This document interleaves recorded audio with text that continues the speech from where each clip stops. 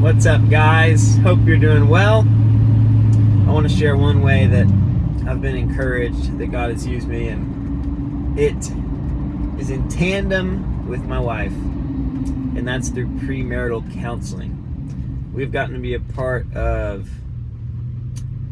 premarital counseling for 5 couples now, I'm pretty sure, which is crazy. I'm 28 years old, y'all.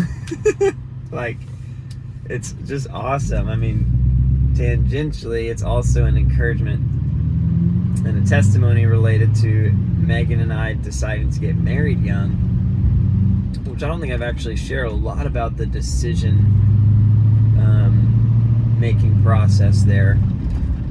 But a big factor for us in getting married young was, man, we want to be able to demonstrate, exemplify to our peers what a healthy marriage can look like, which is a little bit bold for a 20-year-old to think he has the capacity to do.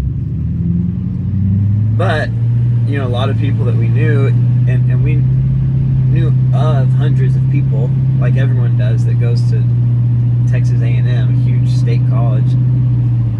But most people come from broken homes or just difficult homes, I guess you could say. And even if you grew up in a perfect home, you still have disappointments, you still have missed expectations, because your desire is for a perfect father who lives in heaven. But you don't know he lives in heaven when you're 0. You think your perfect father is supposed to be your earthly father. And so and it goes to your mother as well, you know, just perfect parents, and no parents are. And so you have disappointments, you have pain, and a lot of times that can lead to resentment and bitterness. And all that to say, when you grow up feeling isolated from health, it's going to be hard to find yourself later on in your life healthy unless you can overlap, you know, and have an encounter with health. You know, that's maybe kind of redundant and obvious, but the point is, Megan and I got married young because we wanted to get to be a light and an example, and in a sense mentor people that are even our same or similar age, so they can see, you know, the first year of marriage up close. They can have a good idea of what that's like, and maybe somehow, some way, that observation and that curiosity will better enable others to then have a healthy marriage themselves whenever they choose to get married. And getting married young has put us in the position where we can do premarital counseling and actually have a little bit of experience in marriage while still being young 20-somethings, you know? This summer will be 8 years of marriage for us, which is awesome. But specifically, getting to counsel others, you know, to formally, you know, administer premarital counseling, which in the state of Texas gives you like a discount on your marriage license. It's like, even the state like wants couples to do this because apparently it's helpful. It's been such a gift, such a blessing to be able to do that. And I could go into each couple specifically, but I think I want to keep this at a high level because, again, everyone's story is their own story, and I don't want to over exaggerate my role in these couples' lives as if Megan and I were just like the X factor that helped these people be amazing. You know, like, all these people were amazing before we were a part of their life. So it's not like we came in and saved the day, but man, marriage is such a huge deal. And I heard this quote within the past couple of days related to parenting. I think it said, parenting is only hard for good parents. And I loved that quote. Maybe that's super popular, I don't know, but I never heard it before. And I'm like, man, that is so true. Because if you're a bad parent, like, one, you just leave, period. But even if you stay, you just like pass the screen, you know, like just entertain your kid. Just give them whatever they're asking for, whether it's more sugar or staying up later or like whatever the things are that they crave. If you're a quote unquote bad parent, you know, there's no real like actual bad parents. We're all just parents, you know. There's really no such thing as a good parent. But the point is, the more that you try to intentionally raise your kid, the more you will find that it's actually pretty difficult to shape and influence human beings, particularly children who are not afraid to express their displeasure. And I mentioned that quote because I feel like it's similar with marriage. It's like marriage is only hard for good spouses.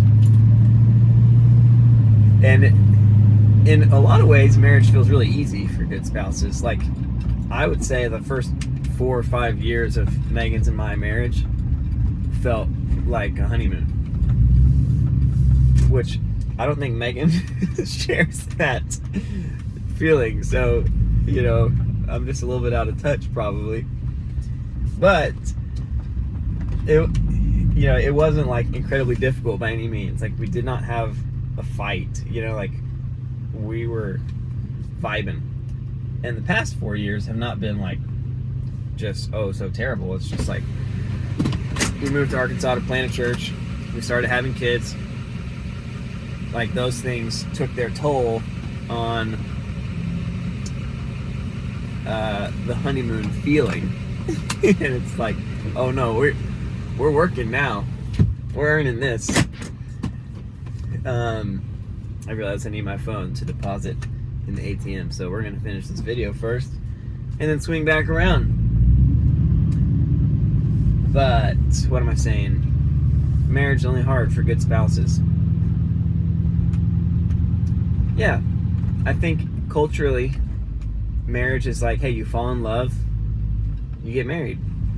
And we kind of overemphasize the love aspect of marriage and underemphasize what marriage it means biblically, which is a man and a woman committed to demonstrating the nature of God's relationship with humankind. I mean, that's crazy. That is crazy.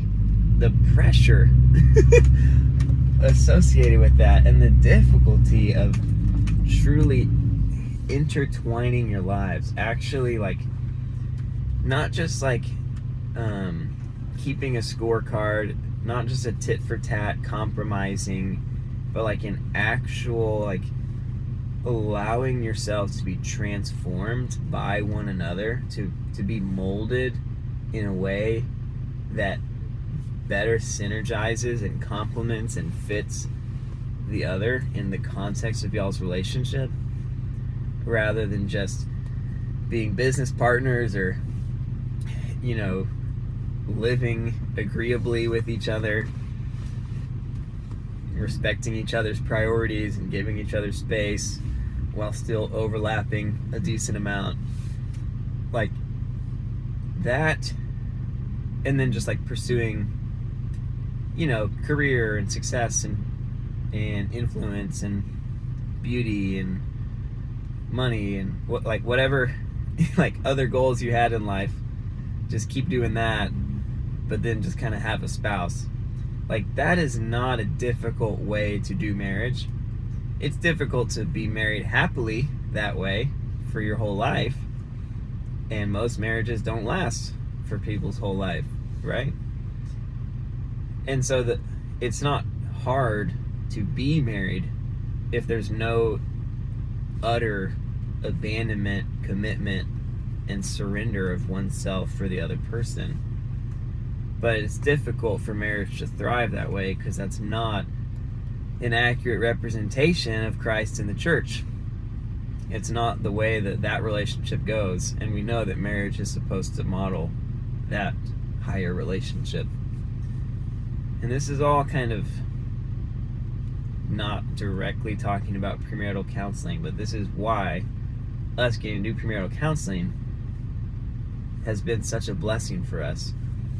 Because marriage, if you want to, like if husbands want to demonstrate what Christ means for Christians, and if brides want to demonstrate what Christians, what the church means to Christ, it's going to be a learning curve. You know, it's going to take work. It's going to be, you know, difficult. That doesn't mean it won't be enjoyable, but enjoyment is not the goal, right?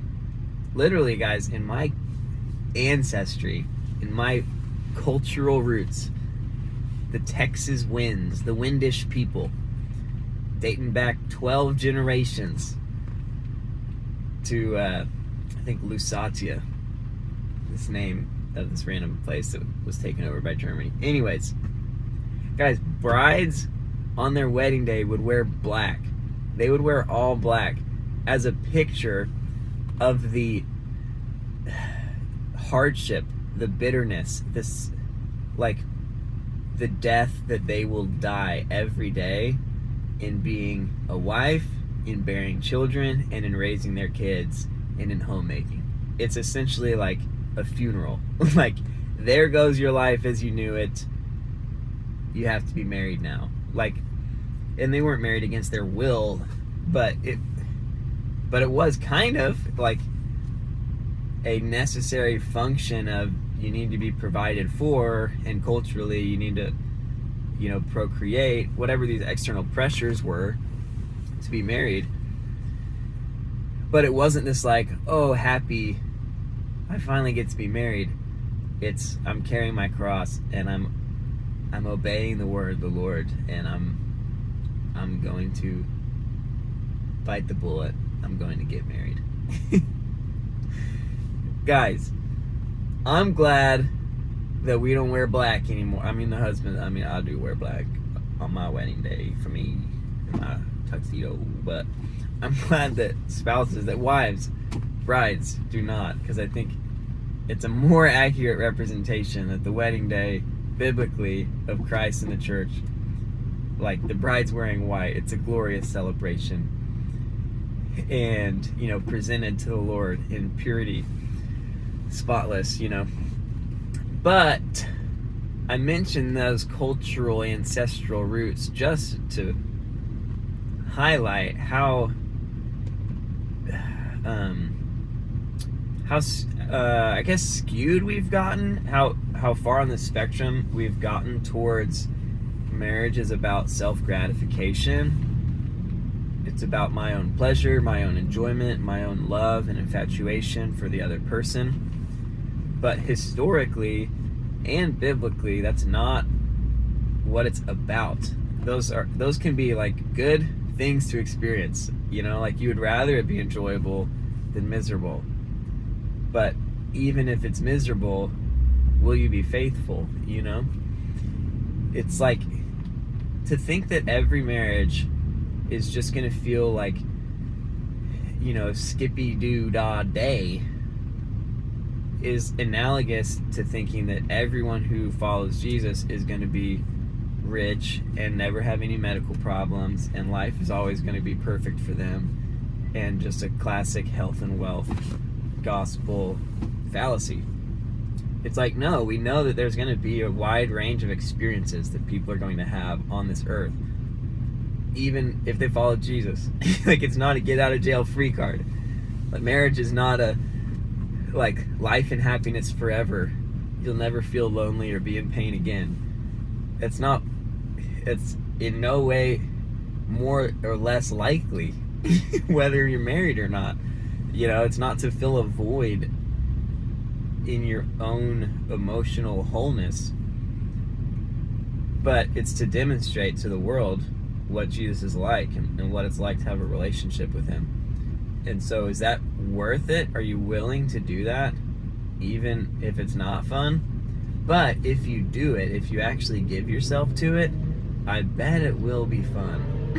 You know, like, I bet the healthiest, most exciting, most like just unifying and pleasurable and long-lasting marriages are those that do take that call, you know, that think about something that's bigger than them, and even in the context of them, they think about their spouse even before they think about themselves. But that is hard. Until you've been married, you haven't done that, right? You haven't been married till you've been married, right? That's math. That's straight math, or English, or logic, maybe. So premarital counseling, guys, getting to prepare people for that and invest in marriages that are one of the most important, like, I don't know if I would call it a sacrament, because I probably wouldn't, but like, it's one of the most powerful ways to evangelize that exists. It's one of the most important things that a believer could do. But not all believers are meant to be married. That's not what I'm trying to say. But for those that are, like, man, what an important calling. What a powerful testimony. It becomes significant, you know, in the way that someone that doesn't know God could perceive that something is unique and even divine about the nature of this relationship, because it is so far set apart, so far different than what they've observed in other marriages, in worldly marriages, in marriages that were just a product of love, enjoyment, pleasure, you know, personality matches, similar socioeconomic backgrounds, similar dreams in life. That's all great. I'm not saying all those marriages are doomed or anything like that. I'm just saying the nature of the relationship is different when there's a different foundational core to the relationship. And it's just been such a gift to get to meet with couples, to sow into their marriage, to pump them up, to encourage them, to challenge them, to pray for them, to listen to them. We're not like, Megan and I are not like these sage, you know, premarital counselors by any means. But we're just thankful to get to invest in marriages, and it's such a vulnerable place too. Like, if you're dating someone or if you're engaged to someone, you probably haven't been just like calling everyone you know, asking for their input on how you should do your dating relationship, right? Am I right? Ho-ho! Am I right about that? Right? Because it's vulnerable, and because it's your relationship, and you know what you need, right? To a certain extent, or at least you think you do. You don't want a bunch of people that are trying to, you know, tell you what to do, whatever. But for couples to invite us in, not for us to barge into that type of relationship, but for them to say vulnerably, here's where we're at, here's what we're thriving in, here's what we're struggling with, we want your perspective, we want your counsel. That is such an amazing opportunity and such a formulative time for the rest of their life. You know, this marriage, that's going to be one of the most important ministries to God and to the world that they will ever do. Maybe the most important that they'll ever do. And that is just so beautiful, so important, so impactful, and I'm so happy that we've had that opportunity. And it's credit to the Lord, because we wouldn't be married if it wasn't for Him, and we certainly wouldn't be able to counsel others in how to glorify Him through their marriage if it wasn't for Him, right? Oh, all right. That's all I got for y'all today. Life is worship. God is love.